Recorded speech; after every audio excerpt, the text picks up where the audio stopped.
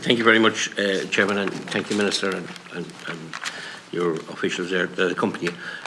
It says here, you know, in the document here, sustainability impact assessment of fishing opportunities, and it says the waters surrounding Ireland contain some of the most productive fishing grounds in the EU. We have a duty of care and a national self-interest to protect our biological richness, and as such, they must be managed responsibly and sustainably. And look, there's no one arguing with that, but the problem is we haven't managed that in relation to Irish fishermen.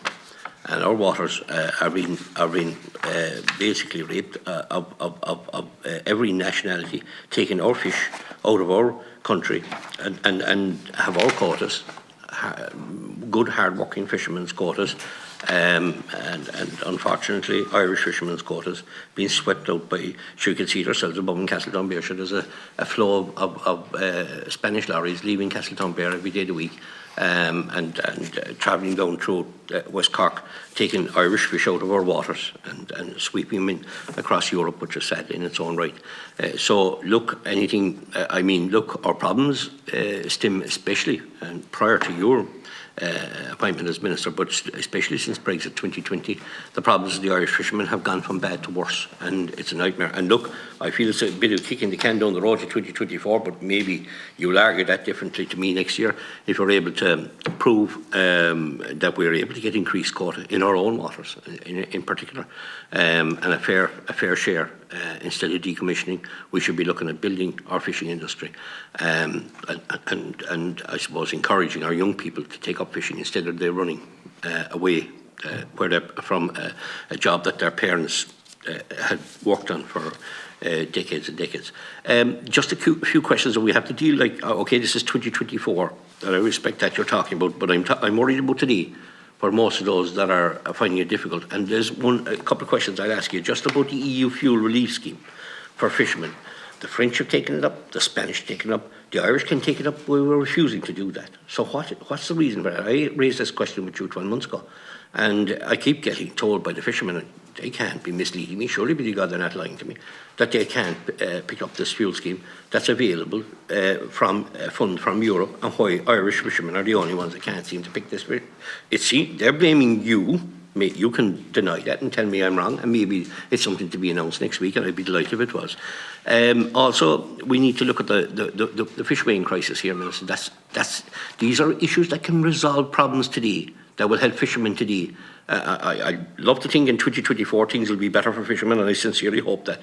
But today is the biggest problem, and the system are recording how much of what species of fish is landed in Ireland is illegal, flawed, and not fit for purpose, the fishing weighing crisis that we have going on at the moment. Ireland's biggest fish processors, they claim this. They say it is reducing Ireland's quota, the amount of fish species the EU says Irish fishermen can catch, by as much as 3%. This is because of a recording system introduced by the Fisheries Watchdog in December 2022, is generating what the fishing industry say as an inaccurate statistic for the species of fish landed. Detailed records seen by the Irish Examiner and other independent observers show that since the new random weight and species sampling system was brought in, both fishermen and processors now record two different sets of figures, which is astonishing. Two different sets of figures in the one country. One set is what processors say are derived from the Sea Fisheries Protection Authority's sampling system that regards each sample as a representative extrapolation of the entire catch. The system operates either on the pier or on landing. If the fish producer has a special SFPA permit inside the fish factory after being transported there from the harbour. It is this set of figures that a number of fish producers are filling alongside a statement that they are only being filed under duress. The second set of figures being filed to the SFPA are what processors say are the accurate figures based on a system that has operated for decades, but which the European Commission has said it wanted reformed and better regulated. Issues that with the SFPA random sampling system arise when the pelagic fishermen land a mixed catch containing their target fish and what is known as their bycatch, made up of species they did not intend to catch. Mixed catches account for around 70% of all landings of Irish fish in Ireland. But the industry says as the actual bycatch is made up of a much smaller number of whitefish than the SFPA system records, a disproportionate amount of whitefish is being unfairly recorded, as have been caught by pelagic fishermen. Analysis of catch data by the industry and shown to the Irish Examiner shows that 40% of our bycatch sampling could be out by as much as 80%. That's an astonishing figure, Minister. Out by 80%. This has a knock-on effect of leading to cuts to the level of whitefish quota. The amount of fish species in the EU says fishermen can catch in any 1 year. While the pelagic sector is predominantly based in around Killybegs and Greencastle and Donegal, the whitefish sector, that target species like cod, haddock and hake, is based in more southern ports like Castletownbere and Union Hall in County Cork and Dingle in County Kerry. The fact that the species of fish being landed in Ireland is not being accurately recorded is a huge problem for the industry. Irish Fish Processors and Exports Association General Secretary Brendan Byrne said, "We have told the SFP their system does not work. And we have told the Department of Agriculture officials this also. Our members believe they are being forced to make illegal statements to comply with the SFPA's current sampling system. We believe the system is illegal and wrong, and we are calling for an independent review of what is going on to not only stop it, but also find out why it is being allowed to carry on." Irish South and West Fish Producers Organisation, Patrick Murphy, said, "The fact that the SFPA sampling system is crediting pelagic fishermen with catching far more whitefish than they have is very worrying. Ports like Castletownbere, which is predominantly relying on whitefish quotas to survive, are already struggling. But what is happening in Killybegs is affecting the Cork industry also."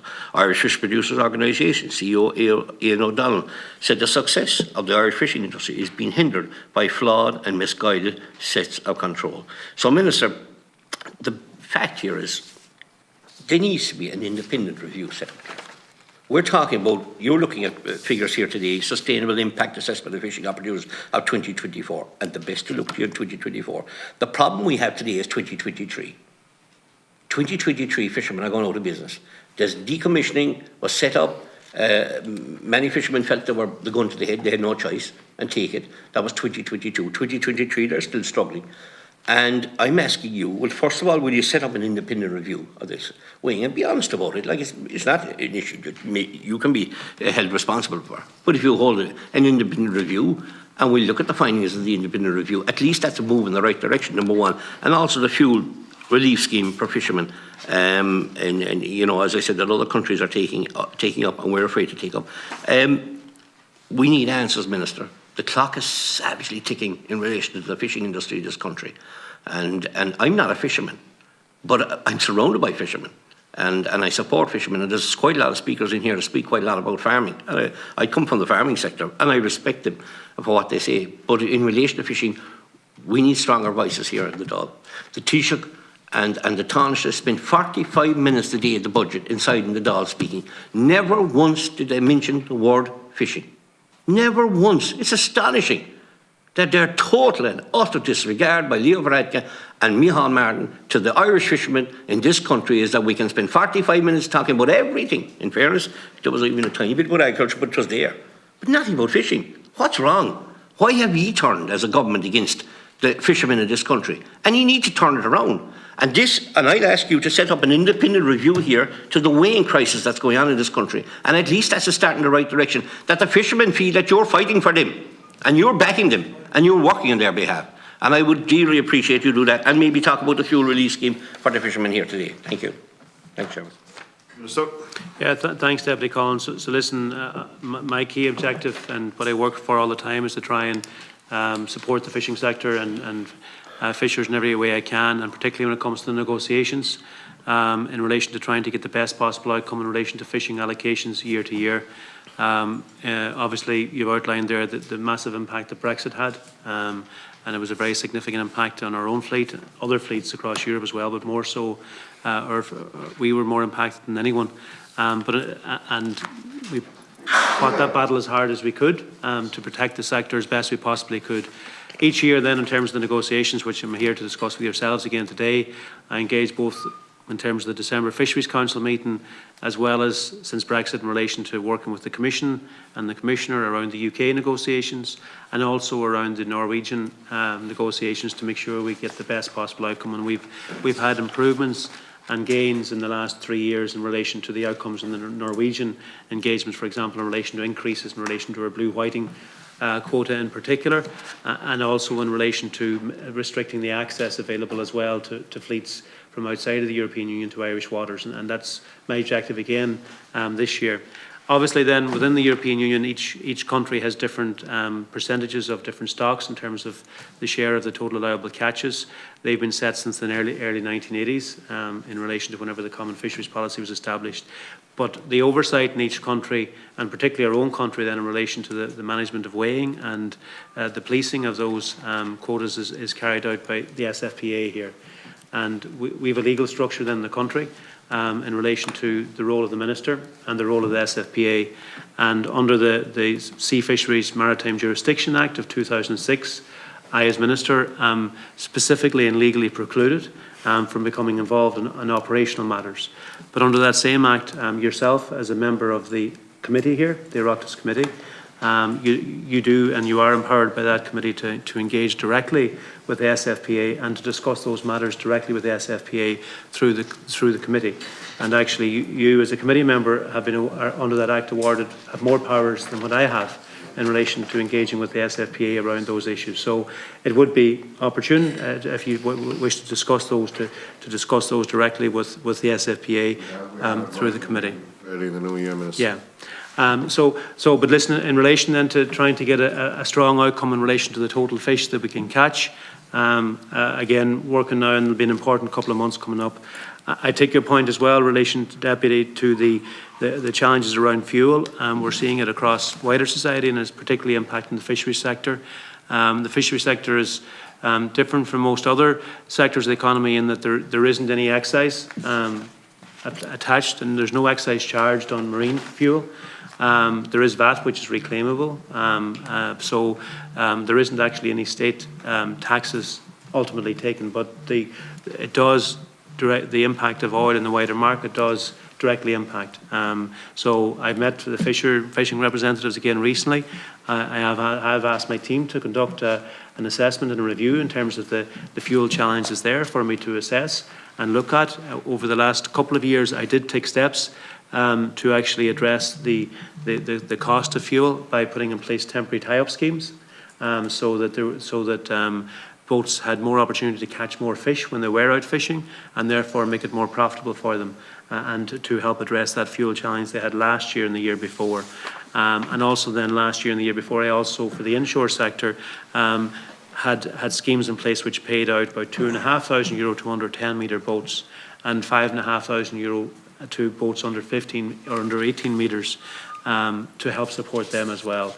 Those are not there now. I'm very conscious of that. They were there before, and they were significantly put in place, particularly understanding as well the pressure around fuel. So I am assessing the situation now, Deputy Collins, and I've asked my team to do a full assessment, which I will consider very carefully in a very short time frame as well in relation to the particular challenges that are there at the moment. Just in the minute and a half, I'm very disappointed with your answer in relation to setting up an independent review. I think it's a very fair question to ask. It's not pointing the finger at you, pointing the finger at anybody else. The facts are, what I read out earlier on, are very, very factual. There's a massive, massive difference to what's been recorded officially and what's the reality on the ground. And you can't, and you in no way, shape or form can turn this around to say it is us as a committee can do this. We can certainly question it, but you can give instruction. And you have, you know, in the 2006 Act, in section 40, in S46 subsection, it states you have the power to give general policy direction in relation to the SFPA's functions. It also says in S42 states one of the functions of the SFPA is to advise the Minister about policy on effective implementation of fisheries laws. This is not effective implementation of fisheries laws, Mr. Minister. There's something wrong here, and it needs to be put right. And would you, in the name of God, stand by the fishermen for once and say, to hell with this, I'm going to order. I'm not asking you to say the SFPA are wrong. I'm asking you to set up an independent review. That's all I'm asking you, to support that and for that to happen. That's all we're asking you. 27 seconds left. Fishermen's livelihoods are at the brink, Minister, and you're at the head of the ship. Don't let it sink.